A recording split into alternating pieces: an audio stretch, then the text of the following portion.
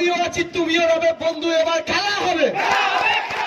তৃণমূলের ভাঙিয়ে নেতা নয় কো সহজ ভোটে জেতা দিদির ছবি সরবে যাবে বন্ধু, সেদিন খেলা হবে। खेला होबे, खेला होबे, जी हाँ खेला होबे। दोस्तों, नारों का ना राजनीति से घनिष्ठ संबंध रहा है। माना जाता है कि दुनिया की कोई भी राजनीति नारों के बिना संभव नहीं है। आखिर हो भी क्यों नहीं, ये नारे ही तो हैं जो राजनीतिक कार्यकर्ताओं में जोश भरते हैं, आम जनता में एक उम्मीद पैदा करते हैं। और यही कारण है कि हमारा इतिहास विभिन्न नारों से भरा पड़ा हुआ है। अगर हाल की बात करें तो आपने 2014 के चुनाव में, लोकसभा चुनाव में देखा था, अब की बार मोदी सरकार, ये नारा बहुत ही कामयाब रहा था। फिर बिहार चुनाव की बात करें तो बिहार में बहार है, फिर नीतीश कुमार है। या 2020 के दिल्ली विधानसभा चुनाव की बात करें तो लगे रहो केजरीवाल का नारा। और मित्रों, हाल में बंगाल के चुनाव से निकला या खेला होबे का नारा, जो अब एक देशव्यापी नारा बनने की राह पर है। परंतु एक ऐसा नारा है जिसका वास्तविक मतलब अलग अलग लोगों के लिए अलग अलग प्रतीत होता है। तो मित्रों नमस्कार, मैं हूं अशोक झा और मैं आज के अपने इस सेशन में डिकोड करने की कोशिश करूंगा इस नारे का मतलब। आखिर खेला होबे का मतलब क्या है?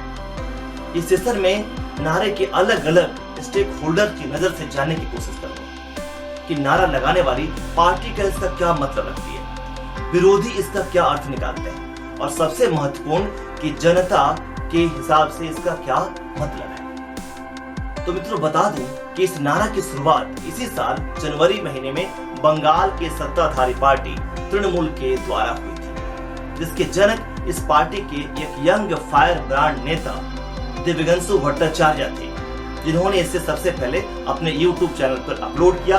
उसके बाद ये वायरल हुआ और उसके बाद तो वहां की नेता ममता बनर्जी का एक महत्वपूर्ण जोशीला नारा बन गया और इससे उन्हें कामयाबी भी मिली। वैसे अगर नारे की मूल की बात करें तो यह नारा बांग्लादेश से आया है और सबसे पहले इसका वहां के एक अवामी लीग पार्टी ने इस्तेमाल किया था। हो सकता है कि दिव्यगंसु भट्टाचार्य की इस गाने की प्रेरणा रविंद्रनाथ टैगोर की एक कविता खेला मोदेर लड़ाई करा, खेला मोदेर बांचा मरा, खेला मोदेर गड़ा, मतलब खेला हमारा संघर्ष है, खेला हमारा जीवन मरण है, खेला हमारा निर्माण है, से मिली। खैर, प्रेरणा जो भी हो, मगर सवाल उठता है कि आखिर इस नारे के पीछे का वास्तविक अर्थ क्या है। वैसे बात किया जाए तो खेला होबे का सरल एवं शाब्दिक अर्थ होता है खेल होगा। आमतौर पर बंगाल के लोग इस शब्द को जोरदार मुकाबला से जोड़कर देखते हैं, मगर यह नारा चूंकि राजनीति करने वालों ने दिया है और चुनाव से संबंधित है, जहां खेला होबे विकास होबे पे भारी हो गया है, तो जाहिर है कि इसका अर्थ इतना सरल तो नहीं हो सकता। तो जब मैंने इस अर्थ को डिकोड करने की कोशिश की तो इसका अर्थ अलग अलग स्टेक होल्डर से मुझे अलग अलग तरह से दिखा। अगर मैं तृणमूल की बात करूं जिसने इस नारे को लाया था, तो उसके अनुसार इसका मतलब एक तो लोगों में उत्साह भरना था, साथ ही साथ अपने प्रमुख प्रतिद्वंदी बीजेपी को चुनाव में घेरना था और उसमें वो सफल भी हुए। और अब इस नारे को बीजेपी के विरोध में देशव्यापी बनाने में लगे। वही भाजपा इस पर सवाल उठाती है और उनका कहना है कि इस नारे से तृणमूल कांग्रेस विरोधियों और जनता को डराना चाहती है कि जो भी उनके विरोध में जाएगा उसे बाद में उसका भुगतान भुगतना पड़ेगा। और इसके पक्ष में उन्होंने बंगाल चुनाव के बाद बंगाल में हुए हिंसा और विरोधियों को प्रताड़ित करने की बात को साक्ष्य बताया है। बीजेपी तो ये भी कहती है कि आखिर क्या खेल होगा, 10 साल तो बंगाल के लोगों ने इनके साथ खेल ही देखा, खेल ही करते रहे। भ्रष्टाचार का खेल, भाई भतीजावाद का खेल, तुष्टीकरण का खेल, विरोध करने वाले को प्रताड़ित करने या गुंडों के द्वारा मरवाने का खेल। परंतु रही बात जनता की, तो इस पर तो यह नारा बहुत ही सटीक बैठता है, क्योंकि देश की कोई भी पार्टी हो, खेला होबे बोले या ना बोले, पर जनता के साथ तो वे हमेशा से ही खेला करते रहे। जनता उनके लिए फुटबॉल एक खेल की गेंद जैसा होती है। यदि अपने को गोल से बचाना है तो उसे गोद में उठा लेते हैं, गले लगा लेते हैं, और जब काम निकल जाता है तो गेंद की तरफ मार देते हैं। हर बार जनता बढ़ चढ़कर चुनाव या आंदोलन में हिस्सा लेती है और अंत में उनके साथ ही गेम हो जाता है, मतलब उनके साथ खेला हो जाता है। तो मित्रों आइए अब कुछ उदाहरण लेके समझते हैं कि आखिर जनता के साथ खेला कैसे होता रहा है। मित्रों आजादी के पहले जब देश गुलाम था, देशवासियों ने आजादी की जंग में बढ़ चढ़कर हिस्सा लिया। अनेक देशभक्तों ने कुर्बानियां दी।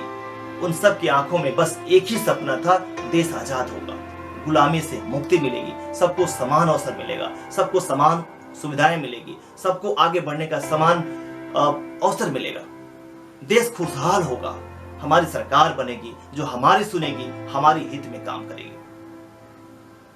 देशवासियों की बलिदान रंग लाई और 1947 में जनता ने अंग्रेजों से सिंहासन खाली करा लिया। पर यह क्या हुआ?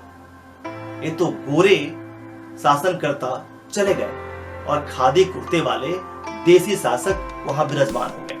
राजकाल चलने लगा, लोकतंत्र आ गया था, इसलिए नेता राजा हो गए और जनता वैसे ही प्रजा की प्रजा बनी रही। और गांधी जी, हाँ हमारे प्यारे बापू, जिन्होंने इस देश के बारे में पता नहीं क्या क्या सोच रखा था, अब महात्मा बनकर अपने एक आश्रम में सिमटा दिए गए थे। वैसे तो आप सब जानते हैं कि गांधी जी की हत्या नाथूराम गोडसे की गोली से हुई थी, पर सच्चाई यह है कि गोडसे की गोली के काफी पहले तंत्र ने, नेताओं ने गांधी जी को मार दिया था और इस तरह आजादी मिलने के साथ ही जनता के साथ खेला हो गया था।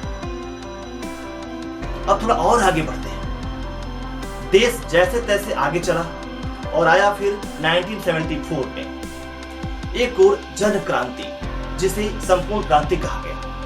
उस समय महंगाई, भ्रष्टाचार और सत्ता की निरंकुशता से जनता त्रस्त थी, परेशान थी। कहने को लोकतंत्र था, लेकिन लोक पूरी तरह से गायब हो चुका था, सिर्फ तंत्र ही तंत्र था। देश को किधर हांका जा रहा था किसी को पता नहीं था।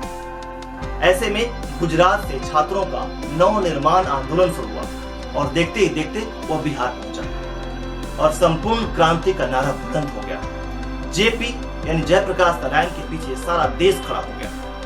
वह लोकनायक कहलाए जाने लगे और आखिर जनता की ताकत ने इमरजेंसी के तमाम दमन को बर्दाश्त करते हुए भी इंदिरा गांधी के शासन को खत्म कर दिया। जनता जीत गई थी, दिल्ली की सरकार बदल गई थी, लेकिन संपूर्ण क्रांति के सपने की गठरी के साथ जनता और जेपी दोनों किनारे पे लगाए जा चुके थे। राजनीति ने उनके साथ खेला कर दिया था, ठीक वैसे ही जैसे आजादी के बाद गांधी ठगे गए थे, हाथ मलते रह गए थे। हालांकि आजादी मिलने के कुछ सालों तक लोगों को यह भ्रम था, ये भ्रम जरूर बना रहा कि जनता का राज आ चुका है। ऐसा था नहीं। मित्रों बात करते हैं 1988 की। 1988 में एक बार फिर भ्रष्टाचार के मुद्दे ने देश को मथ दिया था। बोफोर्स तोपों का मामला गूंज रहा था। बीपी सिंह के पीछे पूरी जनता खड़ी हो गई थी और नारा गूंजा, राजा नहीं फकीर है, देश की तकदीर है। एक बार फिर लगा कि भ्रष्टाचार हारेगा, गरीब जीतेगा, व्यवस्था में बुनियादी बदलाव होगा। लेकिन मंडल कमंडल की राजनीति ने देश को ऐसा बांटा कि सब बंटाधार हो गया और जनता फिर इन राजनीतिकों के खेला में फंस गई थी। अब एक और उदाहरण लेते हैं, हाल के वर्षों में हुआ अन्ना आंदोलन का, जो 2011 को इस सशक्त लोकपाल विधेयक के निर्माण की मांग पर सरकारी निष्क्रियता के प्रतिरोध में अन्ना हजारे ने आमरण अनशन के साथ शुरू किया। गांधी टोपी और साफ विचार वाले अन्ना हजारे के इस आंदोलन में जनता तन मन धन से जुट गई। जुटी भीड़ को देखकर तंत्र का दम खुल गया था। भ्रष्टाचार के खिलाफ उनकी इस मुहिम में अरविंद केजरीवाल, किरण बेदी, प्रशांत भूषण, बाबा रामदेव एवं अनेक प्रसिद्ध समाजसेवी शामिल थे। युवाओं ने बढ़ चढ़कर हिस्सा लिया। युवाओं ने बड़ी उम्मीद से जेपी आंदोलन के बाद इस आंदोलन में बढ़ चढ़कर हिस्सा लिया था। भारत के प्राय सभी शहरों में युवा सड़कों पर उतर आए और इसके समर्थन में प्रदर्शन किया, पर्चे बांटे, लगे रहे। लगा कि अब फिर एक बार देश से भ्रष्टाचार खत्म होने की बात हो रही है और इस बार तो खत्म हो ही जाएगा।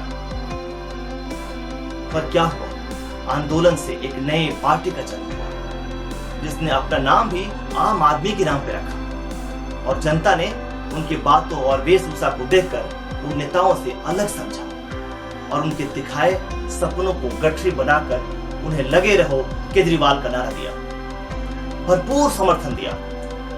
पर इसका परिणाम आप सबके सामने है। उन लोगों ने भी वही किया जो उनसे पहले राजनीतिक पार्टियां करती थी। हालांकि मैं तो कहूंगा कि इन लोगों ने शायद उन पिछली पार्टियों से कुछ ज्यादा ही खेला जनता के साथ कर दिया। फिर से इस एक और आंदोलन का अगुवा अपने आदर्श गांधी जी की तरह ठगा हुआ महसूस करते हुए अपने आश्रम में सिमट गया और उसके अनुयायी राज में आकर के गद्दी संभालने लगे। तो मित्रों, इन सब उदाहरणों से साफ है कि चाहे नारा कोई भी हो, खेला का मुख्य शिकार सिर्फ और सिर्फ जनता ही होती है। जनता उस कबूतर की भांति जाल में फंस जाती है जो रट तो रहे होते हैं कि शिकारी आएगा, जाल बिछाएगा, दाना डालेगा और लोभ में आकर फंसना मत, लेकिन लोभ में आकर फंसते रहते हैं। तो मित्रों, अंत में मैं यही कहना चाहूंगा आप सबसे कि जब तक जनता विकास को छोड़ करके लोभ, जाति, धर्म की बातों में आती रहेगी, तब तक उनके साथ खेला होता रहेगा और ये नारा हमेशा बुलंद होता रहेगा, चाहे कथित रूप से हो या अकथित रूप से हो, साफ साफ बोल के हो या साफ साफ ना बोल के हो। तो मित्रों, आज के समय में इतना ही। मिलता हूं किसी और मुद्दे पे, फिर बात करेंगे। तब तक आप सब अपना ख्याल रखिए। आप सब